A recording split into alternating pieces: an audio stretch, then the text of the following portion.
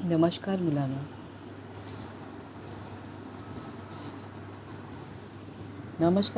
कशा आहात तुम्ही? मी आशा करते तुम्ही छान असणार. आपली मराठीची पुस्तके काढा सर्वांनी. मराठी अक्षर भारती इयत्ता 9वी.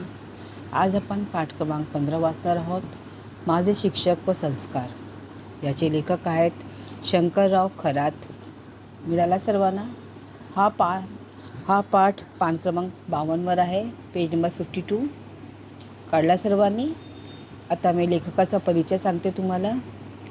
शंकरराव खरात, जन्म 1921 आणि मृत्यू 2001. कथाकार, कादंबरीकार, लेखक, दलित चळवळीत सक्रिय सहभाग, तडीपार, सांगावा, अळगावचे पाणी इत्यादी कथासंग्रह, झोपडपट्टी, फुटपाथ नंबर 1, माझा नाव इत्यादी कादंबऱ्या, तराड अंतराळ हे आत्मचरित्र प्रसिद्ध आहे आणि ह्यांची लेखने प्रसिद्ध आहे. ठीक आहे. शालेय वयात शिक्षकांकडून केल्या जाणाऱ्या संस्कारांचे महत्त्व प्रस्तुत पाठातून लेखकाने व्यक्त केले आहे. आणि हमारी जो स्कूल लाइफ में जो हमारी जो स्कूल की जर्नी होती है उसमें जो हमारे टीचर्स हमको जो संस्कार देते हैं, जो हमारे आगे वाली ज़िंदगी में आने वाली ज़िंदगी में हमको काम आता है, उसके बारे में पूरा लेसन है. ठीक आहे. आता मी पाठ वाचते. ही माझी गावाची शाळा. मी माझी गावाची शाळा सोडणार होतो. पुढील शिक्षणासाठी औध जिला सतारा येथील हाईस्कूलमध्ये जाण्याचा विचार करत होता. मैं मेरी गांव की स्कूल को छोड़ने वाला था और आगे की तालीम के लिए, आगे की पढ़ाई के लिए मैं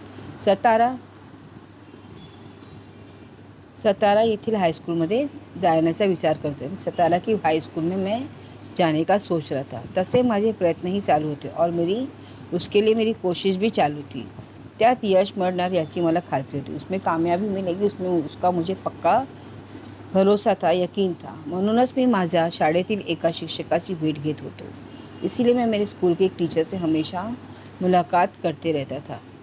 त्यांचा सल्ला मार्गदर्शन मला मिळत होते. उनकी जो सलाह थी, उनका जो गाइडेंस था, मार्गदर्शन मतलब गाइडेंस मला मिळत था. मुझे हमेशा उनका गाइडेंस और सलाह मिलती थी.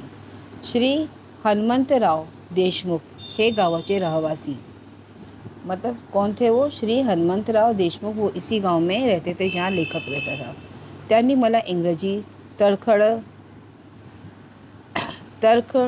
तळखडकरांचे भाषांतर शिकवले.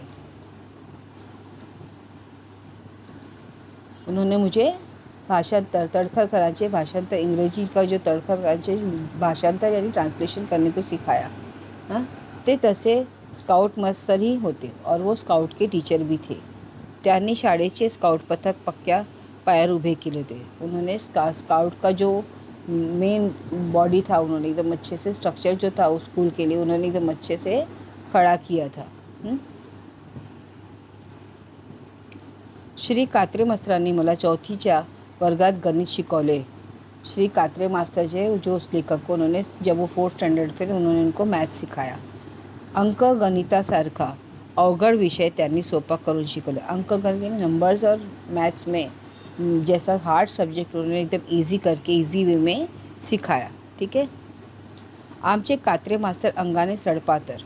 हमारे जो कात्रे मास्टर थे वो बॉडी से एकदम पतले दुबले थे और दम्याच्या विकाराने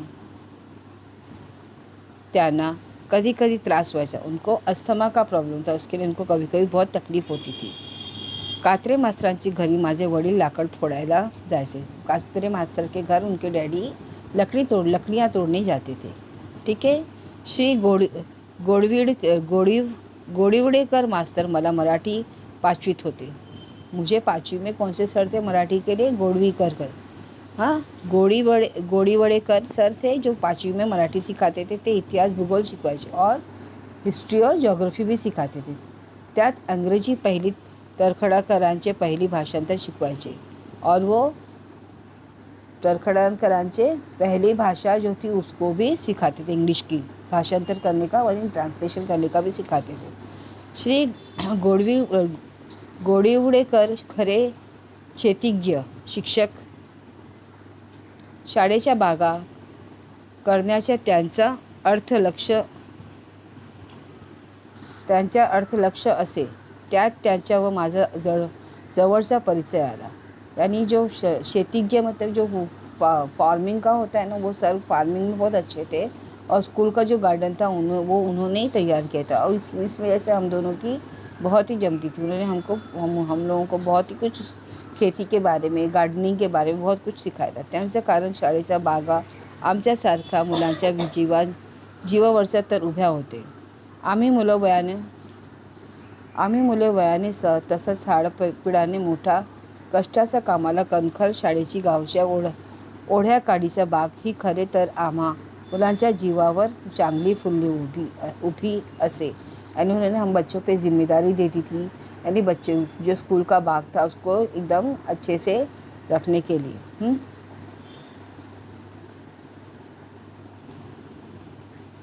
हम लोग उम्र में छोटे थे लेकिन हम पर गांव के बाग को अच्छे रखने की जिम्मेदारी दे दी गई थी. और जिस तरह से बच्चे घर की शान होते हैं, उससे बाग में फूल पौधे भी बाग की शान होती है ना. आम्ही पाणी देत असो. बागेतल्या फुलझाडांना फळझाडांना आम्ही पाणी देत असो तेव्हा तो फुलझाड़ फळझाड़ तरातरून उभी राहत होती. हम उस झाड़ को पानी देते थे, इसके लिए वो एकदम अपनी जगह पर मजबूती से खड़ा रहते थे, उभी राहत होती. त्यामुळे श्री गोडविलकर मास्टर आमच्यावर प्रेम करायचे. इसलिए वो सर हमसे बहुत प्यार करते थे. क्योंकि हम झाड़ों का, पौधों का, फूलों का बराबर से ख्याल रखते थे. उनको पानी देते थे, उनको खाद डालते थे आणि उनकी सेवा करते थे. बागेतील जमीन कुदरली टिकावणे, खांदावायची, त्याचे वाफे करायची, बंद घालायची, अशी सगळी कष्टाची कामे आम्ही मुलं करत असत. यानी जो भी बाग का जो मट्टी खोदना, उसमें पौधे लगाना, उसमें खाद डालना, यानी सारे मुश्किल जो काम थे वो कौन करता था? हम बच्चे करते थे. हेडमास्टर श्री नाईक मास्तर यांच्या शाळेत दरारा असे तसे ती शिस्तचे कडे भागते. यानी जो हेडमास्टर से वो भी डिसिप्लिन के बहुत ही वो थे. धाक मतलब क्या? डेर. शिस्तीचे कडे भोगते. यानी वो एकदम डिसिप्लिन के बहुत ही एकदम रूल के एकदम पक्के थे, डिसिप्लिन के एकदम पक्के थे. या शिस्तप्रिय हेडमास्टरांनी माझ्या शाळेला चांगली शिस्त लावली. और ये जो डिसिप्लिन वाले हेडमास्टर थे उन्होंने हमारे स्कूल के बच्चों में एक अच्छी डिसिप्लिन डाली थी. शाळेची दुसरी घंटा होताच ते हातात छडी घेऊन शाळेच्या दारात थांबत. अशा शिस्तीचे मग कोण उशिरा येईल असा त्यांचा दरारा. यानी जैसे स्कूल की घंटी बजती थी, स्कूल सुबह होने स्टार्ट होने की, वैसे वो दरवाजे पे छड़ी लेके खड़े रहते थे कि फिर इस वजह से कोई भी बच्चा स्कूल में लेट नहीं आता था. श्री नाईक हे मला इंग्रजी चौथीत इंग्रजी आणि इतिहास शिकवत. और श्री नाईक जो हेडमास्टर थे वो उनको 4th स्टैंडर्ड में इंग्लिश और हिस्ट्री सिखाते थे. त्यात इंग्रजीचे रेन मार्टिनचे ग्रामर ते आवडीने शिकवत. और जो रेन मार्टिन का जो ग्रामर की बुक थी उसमें वो बहुत ही शौक से हमको उसमें से सिखाते थे.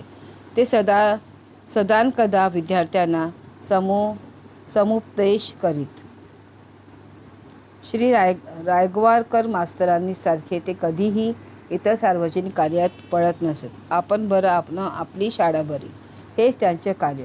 त्यामुळे त्यांनी शाळेला शिस्त आणली आणि परीक्षेचे निकालाच्या दृष्टीने त्यांनी शाळेची चांगली प्रगती केली. यानी जो स्कूल के जो भी टीचर्स थे वो स्कूल के लिए बहुत ही मेहनत करते थे और स्कूल के स्कूल को नंबर 1 लाने के लिए हर टीचर अपनी कोशिश करता था. उसी में से एक जो सर थे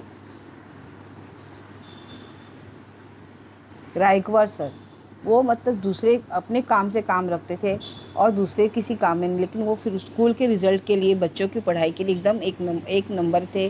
वो उनकी वजह से, मतलब उनकी मेहनत की वजह से बच्चों के रिज़ल्ट्स बहुत अच्छे आते थे. उन सारे टीचर्स की मेहनत की वजह से बच्चों के सारे रिज़ल्ट अच्छे आते थे और अपने स्कूल का उन्होंने नाम हमेशा ऊंचा किया था. आपली शाळा बरी हेच प्रगती केली, अच्छी तरक्की की थी उनकी स्कूल ने. औंधाला शिकायला जाणार म्हणून मी श्री नाईक मास्तरांनी भेटलो. मतलब मैं दूसरी जगह पे पढ़ने वाला था, इसके लिए मैंने हमारे जो हेडमास्टर थे उनसे जाकर मिला. श्री नाईक मास्तरांनी भेटलो. त्यांनी मला योग्य असं मार्गदर्शन केले. उन्होंने मुझे सही गाइडेंस किया. शाळेत असतानाही त्यांच्या माझ्यावर लक्ष होतं. मैं स्कूल में होते हुए भी उनका ध्यान मुझ पर ही था. शिस्तीची दृष्टीने कसं वागावे, जीवनात आपली प्रगती कशी करून घ्यावी या बाबतीने त्यांना केलेल्या हितोपदेशन मी कधीच विसरू शकत नहीं। यानी उन्होंने मतलब अपनी ज़िंदगी में तरक्की कैसे करना है, कैसे डिसिप्लिन लाना है, इसके बारे में उन्होंने हमको बहुत अच्छे से समझाया था और ये हम कभी भी उस चीज़ को भूल नहीं सकते। श्री रायगवार देशपांडे या शिक्षकांनी तर मला संस्कारदृष्ट्या फारच उपयुक्त करून ठेवले आहे। कसे ते एक दोन प्रसंग येथे उद्धृत करून स्पष्ट करतो। यानी जो श्री रायगवार सर थे और देशपांडे सर थे, इन्होंने मेरे अंदर संस्कार इतने कूट कूट के भरा था कि इसके एक दो किस्से मैं आपको आगे बताऊंगा। हा पाठ मी इथे संपवते। आता आपण पाठाचा दुसरा भाग आपण दुसऱ्या व्हिडिओमध्ये बघूया। मी आशा करते की तुम्हाला इथपर्यंत समजलं असेल। थँक्यू, धन्यवाद।